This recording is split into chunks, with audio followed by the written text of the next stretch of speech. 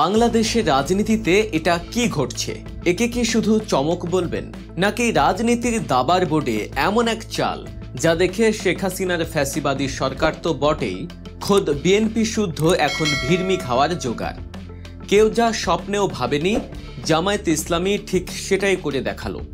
এতদিন যারা জামায়াতকে কোণঠাসা ভাবতেন, তারা এখন নড়ে চড়ে বসতে বাধ্য হচ্ছেন।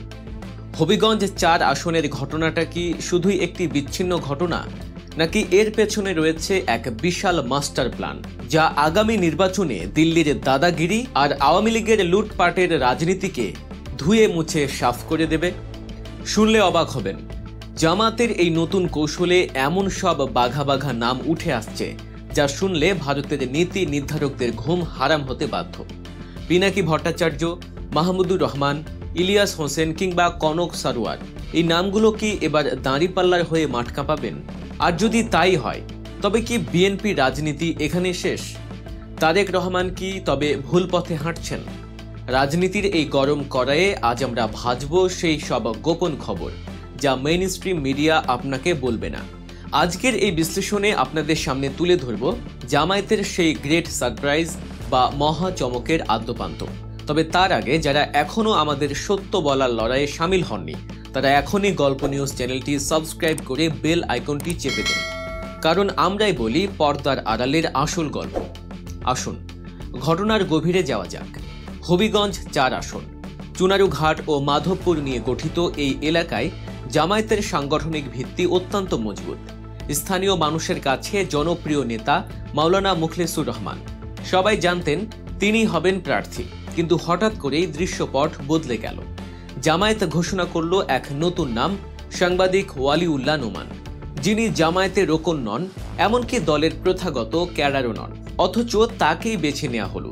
আর সবচেয়ে অবিশ্বাস্য বিষয় হলো, এই ঘোষণার পর স্থানীয় জেলা আমির বা মাওলানা মুখলেসুর রহমান বিদ্রোহ তো দূরের কথা, হাসি মুখে নিজের গদি ছেড়ে দিয়ে বললেন, এটাই দলের সিদ্ধান্ত, এটাই আমাদের বিজয়। চিন্তা করুন তো একবার, আওয়ামী লীগ হলে কি হতো?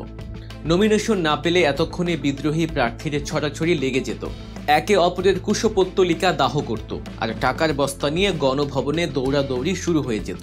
অথচ জামায়াত দেখালো এক বিরল শৃঙ্খলা। কিন্তু কেন এই পরিবর্তন? বিশ্লেষকরা বলছেন এটা জামায়াতের সেই ডাকসু মডেল। ঢাকা বিশ্ববিদ্যালয় ছাত্র সংসদের নির্বাচনে যেমন তারা ছাত্র শিবিরের বাইরে থেকেও যোগ্য ও জনপ্রিয় মুখগুলোকে প্যানেলে এনেছিল, ঠিক সেই ফর্মুলা এবার জাতীয় নির্বাচনে প্রয়োগ করতে যাচ্ছে তারা। আর এখানে উঠে আসছে ভারতের আধিপত্যবাদ বিরোধী এক বিশাল জোটের ইঙ্গিত। জামায়াত বুঝতে পেরেছে, বাংলাদেশে যদি ভারতের গোলামি আর আওয়ামী ফ্যাসিবাদের শেকড় উপড়ে ফেলতে হয়, তবে শুধু দলীয় লোক দিয়ে হবে না, দরকার এমন সব মুখ যারা জাতীয় এবং আন্তর্জাতিকভাবে পরিচিত এবং যাদের মেরুদণ্ড দিল্লির সামনে বাঁকা হয় না। এই তালিকায় প্রথমে যার নাম মানুষের মুখে মুখে ফিরছে, তিনি হলেন মজলুম সাংবাদিক সম্পাদক মাহমুদুর রহমান।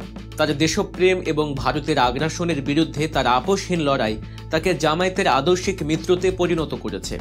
যদিও তিনি জামায়াতের সদস্য নন, কিন্তু তার প্রতিটি কথা, প্রতিটি পদক্ষেপে তিনি প্রমাণ করেছেন যে তিনি এই মাটির প্রকৃত সন্তান। শোনা যাচ্ছে জামায়াত তাকে টেকনোক্র্যাট কোটায় মন্ত্রী বানাতে পারে, অথবা তাকে এমপি হিসেবে দেখতে চায়। মাহমুদুর রহমান যদি জামায়াতের সমর্থনে মাঠে নামেন, তবে আওয়ামী লীগের সাজানো নির্বাচনের খেলা যে তাসের ঘরের মতো ভেঙে পড়বে তা বলার অপেক্ষা রাখে না। এরপর আসা যাক পিনাকি ভট্টাচার্য, ইলিয়াস হোসেন এবং কনক সারোয়ারের কথাই। সোশ্যাল মিডিয়ায় এই নামগুলো এক একটি ব্র্যান্ড।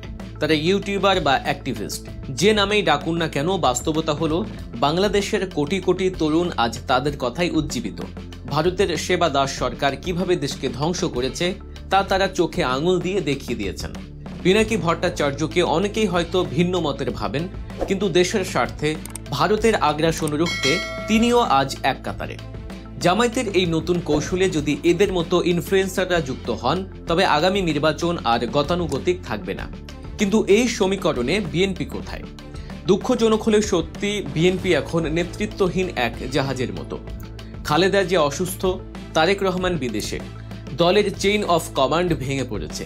সমালোচকরা তো মস্করা করে বলছেন বিএনপি নাকি খালেদা জিয়ার জানাজা রেকর্ডও করে রেখেছে। অর্থাৎ তারা এতটাই স্থবির হয়ে পড়েছে যে ইস্যু তৈরি করা তো দূরের কথা, ইস্যু ধরতেও পারছে না। বিএনপির এই দুর্বলতার সুযোগটাই কি নিচ্ছে জামায়াত? জামায়াত প্রমাণ করছে তারা কেবল একটি দল নয়, তারা একটি সুশৃঙ্খল বাহিনী। তারা জানে কখন কোন কার্ড খেলতে হয়। আপনারা যারা ভাবছেন জামায়াত বোধহয় একা হয়ে গেছে, তারা ভুল ভাবছেন। হবিগঞ্জের ঘটনা প্রমাণ করে জামায়াত এখন ইনক্লুসিভ পলিটিক্স বা সবাইকে নিয়ে চলার রাজনীতি শুরু করেছে। তাদের লক্ষ্য আগামী নির্বাচনে 160টিরও বেশি আসনে জয়লাভ করা। আর এটা যদি সত্যি হয় তবে বিএনপির কপালে শনি আছে। বিএনপিকে হয়তো 50 থেকে 60টি আসন নিয়ে সন্তুষ্ট থাকতে হবে। মাঠে রাজনীতিতে জামায়াত যতটা গোছানো, বিএনপি ঠিক ততটাই অগোছালো। এবার একটু তাকায় আওয়ামী লীগের দিকে। গত নির্বাচনে তারা কাদের নমিনেশন দিয়েছিল? ফেরদৌস, মমতাজ কিংবা সাকিব আল হাসানের মতো ব্যক্তিদের, যাদের রাজনীতির জ্ঞান নেই, যারা কেবল চাটুকারিতায় সেরা। মমতাজের মতো একজন ব্যক্তি যার বিরুদ্ধে হাজারো অভিযোগ, তাকে তারা এমপি বানায়। সাকিব আল হাসান, যিনি জুয়ার সঙ্গে সখ্যতা রাখেন, তিনি হন নৌকার মাঝি। আওয়ামী লীগের রাজনীতি হলো ভাড়ামি রাজনীতি। তারা জনগণকে বিনোদন দিতে চায়, সেবা নয়। এর বিপরীতে জামায়াত বেছে নিচ্ছে ওয়ালিউল্লাহ নোমানের মতো সজ্জন, শিক্ষিত এবং নির্ভীক সাংবাদিককে। পার্থক্যটা ওখানেই পরিষ্কার। একদিকে লুটেরা আর ভাঁড়দের দল, অন্যদিকে শিক্ষিত আর নীতিবানদের প্ল্যাটফর্ম। দেশের মানুষ আর কতদিন এই উন্নয়নের নামে ভারতের পকেটে দেশ বিক্রি করা সহ্য করবে? মানুষ পরিবর্তন চায়, আর সেই পরিবর্তনের বার্তা নিয়েই জামায়াত হাজির হয়েছে নতুন রূপে। ইলিয়াস কাঞ্চনের মতো সজ্জন ব্যক্তিরাও কি এই প্রক্রিয়ায় যুক্ত হতে পারেন? উড়িয়ে দেয়া যায় না। যারা দেশকে ভালোবাসেন, যারা চান না বাংলাদেশ সিকিমের মতো ভারতের একটি অঙ্গরাজ্যে পরিণত হোক, তারা আজ এক ছাতার নিচে আসতে বাধ্য। জামায়াত সেই ছাতাটিই মেলে ধরেছে। গল্প নিউজ এখনই সাবস্ক্রাইব করুন, না হলে এরকম তথ্যবহুল ভিডিও এবং বিশ্লেষণ আপনি মিস করবেন। সবচেয়ে বড় চমক হলো হবিগঞ্জের সেই জামায়াত নেতা জেলা আমির ফেসবুকে যে স্ট্যাটাস দিয়েছেন। তিনি লিখেছেন, ব্যক্তিগত পদ পদবি বড় নয়, বড় হলো ন্যায় বিচার ও সুশাসন প্রতিষ্ঠা। তিনি ওয়ালিউল্লাহ নোমানকে মেনে নিয়েছেন এবং তার জন্য জান প্রাণ দিয়ে কাজ করার শপথ নিয়েছেন। বাংলাদেশের অন্য কোনো দলে কি এমন নজির পাবেন? পীর সাহেবের ছেলেরা গদি নিয়ে মারামারি করে, কামরাঙ্গীর চরে জুতা পেটা হয়, আর আওয়ামী লীগে তো নমিনেশন না পেলে শুরু হয়। সেখানে জামায়াতের এই শৃঙ্খলা প্রমাণ করে আল্লাহ হয়তো তাদের দিয়েই এই দেশের ভাগ্য পরিবর্তন করাবেন। জামায়াতের এই কৌশল যদি সফল হয় তবে বাংলাদেশ দেখবে এক নতুন রাজনৈতিক মেরুকরণ, যেখানে ভারতপন্থীরা পালাবার পথ পাবে না, যেখানে আওয়ামী লীগের দোসররা আর ক্ষমতার দাপট দেখাতে পারবে না। এটা শুধু এমপি হওয়ার নির্বাচন নয়, এটা দেশ বাঁচানোর লড়াই। আর এই লড়াইয়ে জামায়াত তাদের দরজা খুলে দিয়েছে দেশপ্রেমিকদের জন্য। সে তিনি সাংবাদিক হন, ইউটিউবার হন কিংবা সাবেক ক্রিকেটার। শোনা যাচ্ছে তামিম ইকবাল বা সাবেক অনেক ক্রিকেটার যাদের বাড়ি কক্সবাজার বা চট্টগ্রাম অঞ্চলে, যারা একসময় ইসলামী ছাত্র শিবিরের সাথে যুক্ত ছিলেন, তারাও ভবিষ্যতে এই পতাকা তলে আসতে পারেন। যদিও এটা জল্পনা, কিন্তু রাজনীতিতে শেষ বলে কিছু নেই। বিশেষ করে যখন প্রতিপক্ষ হয় ভারত ও তাদের আজ্ঞাবহ আওয়ামী লীগ, তখন দেশ প্রেমিকদের ঐক্যবদ্ধ হওয়া ছাড়া উপায় নেই। সবশেষে একটা কথা, আগামী নির্বাচন হবে অস্তিত্ব রক্ষার নির্বাচন। জামায়াত ইসলামী যে টেম্পো নিয়ে এগোচ্ছে, তাতে তাদের আটকানো প্রায় অসম্ভব। তারা এখন আর ডিফেন্সিভ মোডে নেই, তারা এখন ফুল অ্যাটাকিং মোডে। তাদের টার্গেট 160 আসন। আর এটা যদি তারা অর্জন করতে পারে তবে বাংলাদেশে ভারতীয় আধিপত্যবাদের কবর রচিত হবে চিরতরে। বিএনপি যদি এখনই না জাগে, যদি তারা এখনো আপোষকামী রাজনীতি করে, তবে জনগণ তাদের ছুঁড়ে ফেলতে দুবার ভাববে না।